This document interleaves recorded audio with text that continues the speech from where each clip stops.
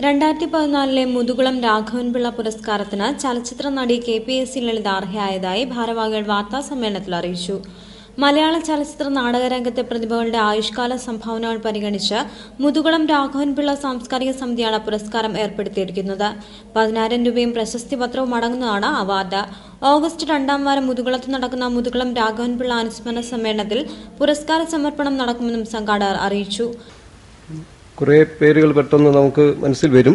അതിലേറ്റവും അർഹം എന്നിപ്പോൾ തോന്നിയത് പല കാരണങ്ങളാൽ, ചിലതൊക്കെ നമുക്ക് അസാധ്യമായ ചില കാര്യങ്ങളുണ്ട്, അതൊക്കെ പോട്ടെ. അല്ലാതെ നമ്മൾ ആലോചിച്ചാൽ KPSC ലളിത ഏത് രീതിയിൽ നോക്കിയാലും അർഹയാണെന്ന് VC ഹാരിസിനും സിദ്ധാർത്ഥിനും ഞങ്ങൾക്ക് എല്ലാവർക്കും ഒരുപോലെ തോന്നിയ ഒരു തീരുമാനമാണ് അവരെ ഈ പുരസ്കാരത്തിന് വേണ്ടി തിരഞ്ഞെടുക്കാം എന്നുള്ളത്. അങ്ങനെ ഞങ്ങൾ ഐകകണ്ഠേനയാണ് KPSC ലളിതയെ മുതുകുളം രാഘവൻപിള്ള സ്മാരക പുരസ്കാരത്തിന് വേണ്ടി തിരഞ്ഞെടുത്തത്. ആ വാർത്തയാണ് നിങ്ങളോടിപ്പോൾ അറിയിക്കുന്നത്.